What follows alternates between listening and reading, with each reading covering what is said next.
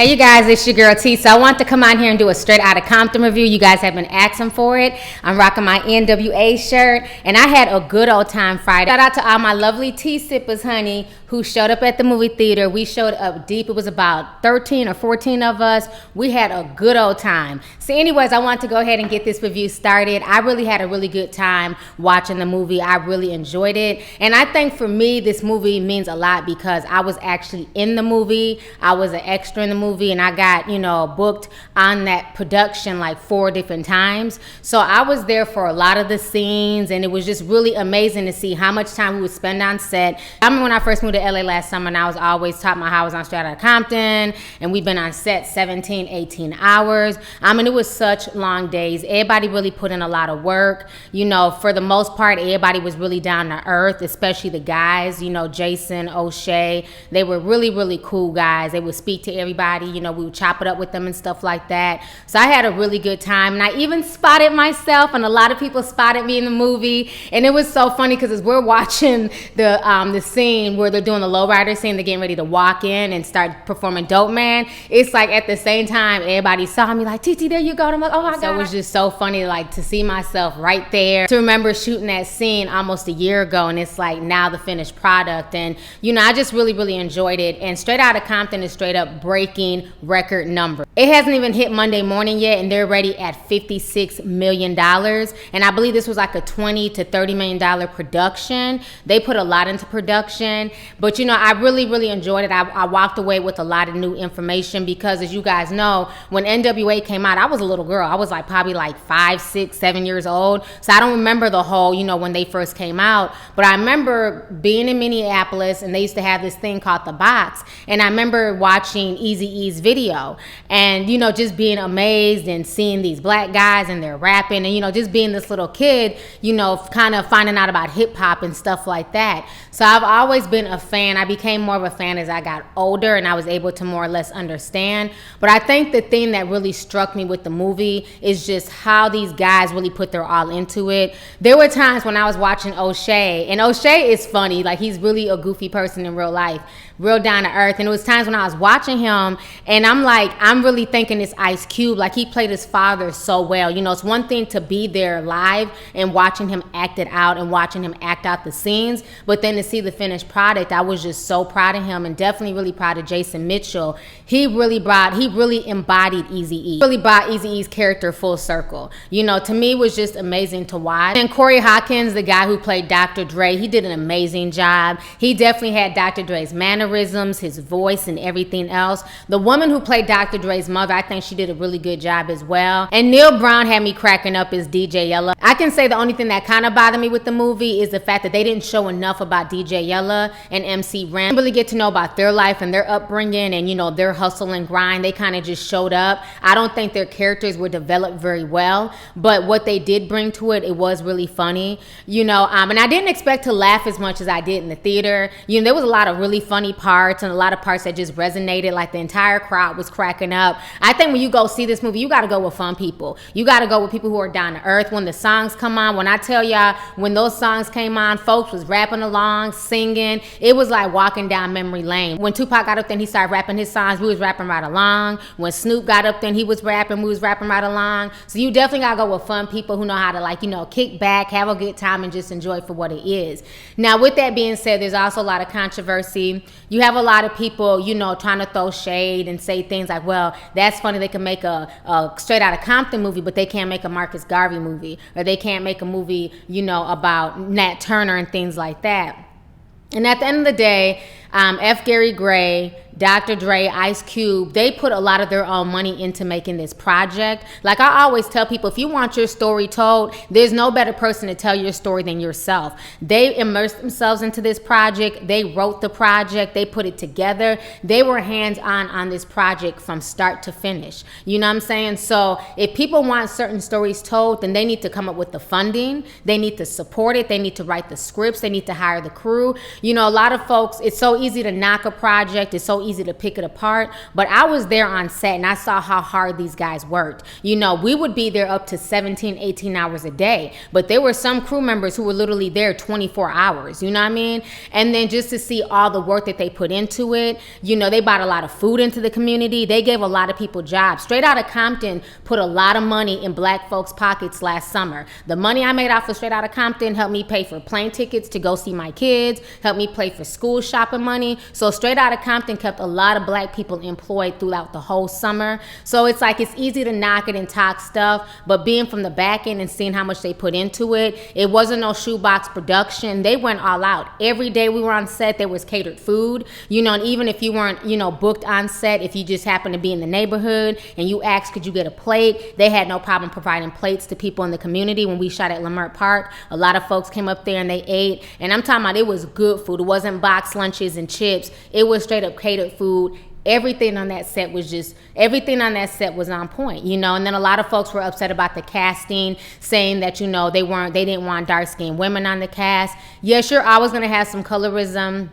in Hollywood, and the initial casting that came out did not come out from Straight Outta Compton. It came out from Sandy Alisi, and when that casting came out, they were fired. And then they ended up hiring a black casting director who is Christian Grey, who is very cool, and they hired Christian Grey, and Christian Grey definitely kept it mixed. I'm dark skinned, I have natural hair, and guess what? I'm the only chocolate girl up there, and to see a light skinned chicks as Eazy-E, Dr. Dre, and all them are walking into the club. You can see me right there. So, you know, they had dark skinned girls on set. They had a lot of beautiful dark-skinned girls on set. You know, you're always going to have the colorism. You're always going to have people, you know, you're always going to have self-hating people on different sets who want to see certain people in certain roles. You can't change that, but all you can do is still go up for these roles, put your best foot forward, and carry yourself right, and let them know that, you know, there's lots of beautiful dark-skinned, natural hair women out there, and I'm not going to let somebody's ignorant casting post, you know what I'm saying, deter me from following my goals or following my dreams. You feel me? So I think, to me, just being there on set and seeing how much work they put into it, I was proud. I was just really, really proud of these guys,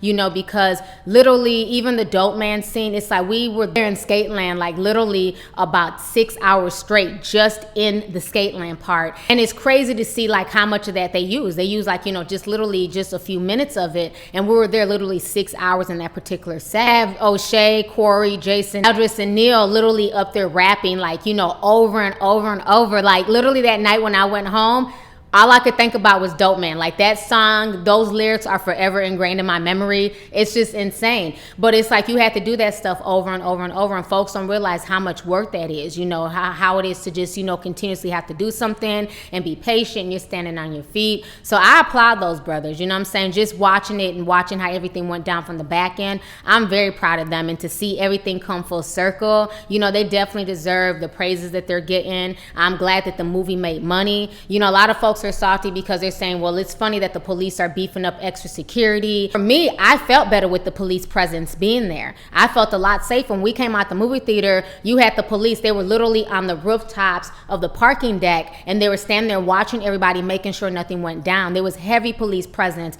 especially in LA. But it made sense because, you know, this is a movie based around gangs and hip hop and everything else. There's a lot of gangs in LA. Right now, the 100 Days, 100 Nights is going on. So that's why there was a lot of police presence. It wasn't due to racism and stuff like that. And for me, I'd rather there be a heavy police presence and people be safe. Now imagine if there were no police present, then some stuff jumped off, and then folks would be complaining, well, where was the police? Why weren't they there? Why weren't they be present for, you know, for a movie like this? One thing I will say that really resonated with me about the movie, because being a little girl, I didn't understand the whole premise of, you know, the song Fuck the Police. I understood they were upset, but I didn't understand everything. But watching it and seeing how they were harassed and, you know, all the things that went on. And I even remember being on set last summer and talking to a lot of the older guys and just asking them, you know, just chopping it up, because you'd be on set all day, like it became like family. And I would ask them, well, how was it growing up in Compton? Was it really like that with the police? And the stories that they sat there and they told me was just crazy. You know, the stuff that they would do, you know, just being harassed just simply for being black and being poor and being in a certain area,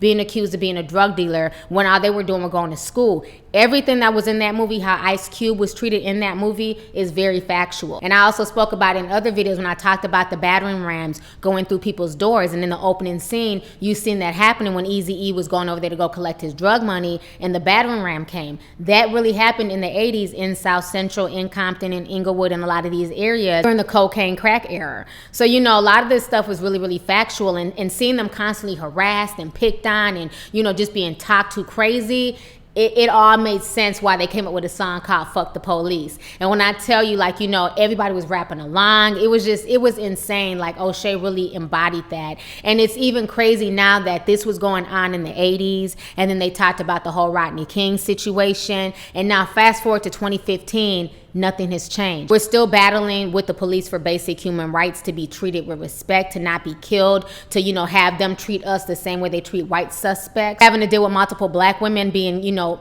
we're having to deal with multiple black women, you know, ending up dead in jails, you know. So a lot of this stuff has been going on since the 80s and 90s, and it's like nothing has really changed. It's something that Ice Cube was saying in Fuck the Police can literally be applied right now in 2015. Fuck the police, hey, what I'm gonna do a bitch in the head.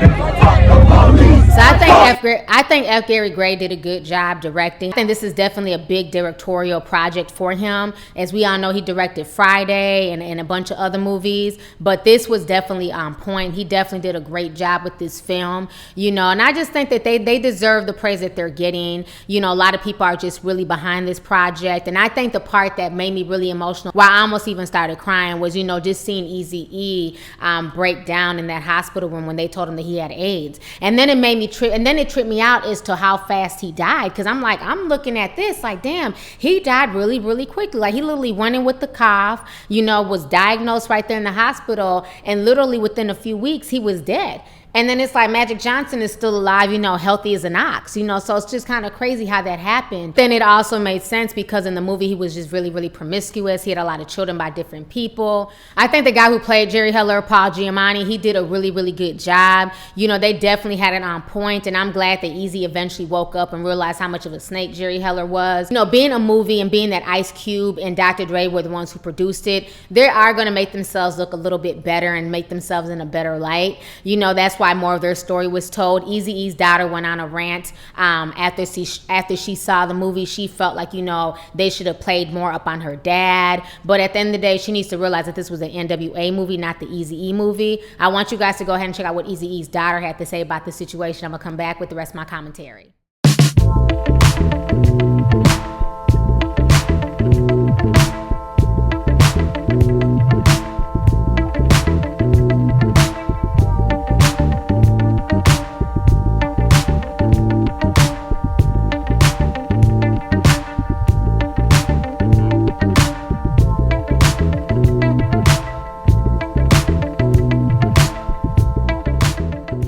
Alright, so you guys just saw what Eazy-E's daughter had to say about the situation. And they're also producing an Eazy-E movie where it's just going to be strictly about Eazy-E. But, you know, of course, and, you know, another thing that tripped me out with the whole Suge Knight situation, like, they definitely had Suge Knight's personality on point. If you got people from LA who knew Suge Knight or who grew up around Suge Knight, they would tell you that that's a very accurate portrayal of Suge Knight and how he was running death row at the time and how nasty his attitude was at the time and how he treated people. And I feel like everything that Suge Knight is currently going through is his karma for how he treated a lot of his artists. He basically robbed Dr. Dre of everything. He kept everything. But like Dre said, for him, it was more about having a peace of mind. He didn't care about anything that he created on death row. He just wanted to start fresh. But another thing that kind of tripped me out is how they made Dr. Dre seem like super tough. Like he just stepped up to Suge and he cussed him out and he just, you know, got up in Suge's face. And we all know Dr. Dre is not really about that life. You know what I'm saying? We all know Dr. Dre is more the laid back one. He's not really going to step up to Suge like that. So I felt like that was kind of like Hollywood theatrics. You know what I'm saying? Them making it seem like Dr. Dre like really bossed up to Suge Knight.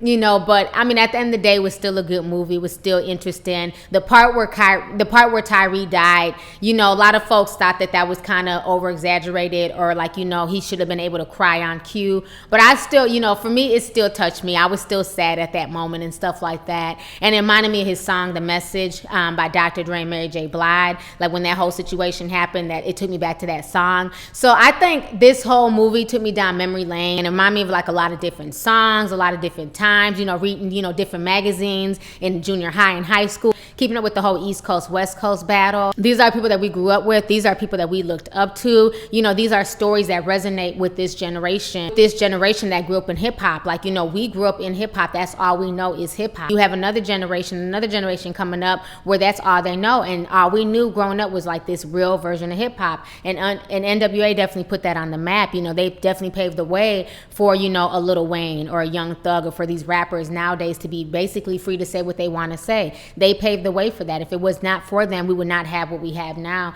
in modern day hip hop, and they were definitely pioneers, you know, in that. But do I agree with everything that N.W.A. stood for? No, I don't. You know, there's a lot of misogyny in their lyrics. There was a lot of, you know, bitches and hoes. There's a lot of topless women and naked women, you know, running out through the movie. But at the end of the day, you have to take the good with the bad. Nobody's perfect. Nobody's an angel. And they never made themselves out to be more than what they were. They were just 5 guys, the dream to get up out the hood and to, you know, let their voices be heard. And they did that. So for me personally, me and my friends and my family, we definitely enjoyed the movie, you know, and being on that set and seeing how hard everybody worked and how much, you know, everybody from the background actors to the main actors to the crew, you know, to the lighting people, to the grips, to the, you know, the directors, the camera people, you know, people put in work on that set. And, you know, just to see everything a year later come to fruition and to see that they got a lot more likes than dislikes and a lot more people supporting them than not supporting them, to me is a blessing. And I'm really proud to have been a part of that project. I only treated everybody there for the most part with respect,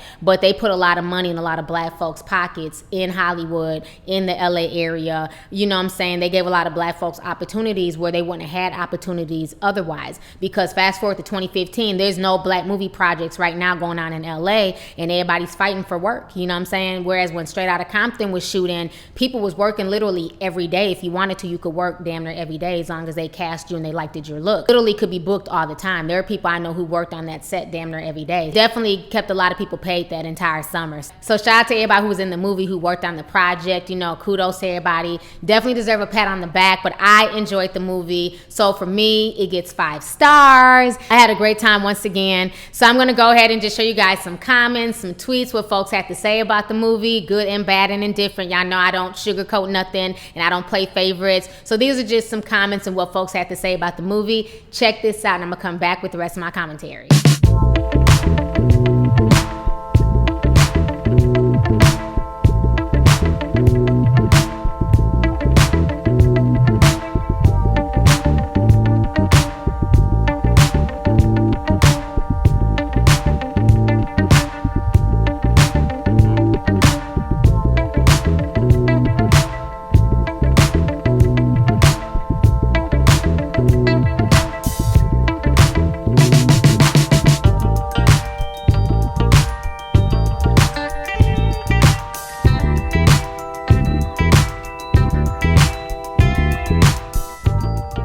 All right, so you guys just saw the comments and what folks had to say about the N.W.A. movie. So now I want you guys to go ahead and leave your opinion. Did you guys watch the movie? What did you guys think about it? Did you guys enjoy it? What was your favorite part? Let's go ahead and get the discussion popping. Go ahead and leave a comment. All right, deuces. Hey, you guys, it's your girl T, and you can show me some love by watching my previous videos. Don't forget to like, rate, comment, and share. And also don't forget to follow me on social media and check out Lovelyti.com, where you can support my channel by purchasing a coffee mug or a t-shirt.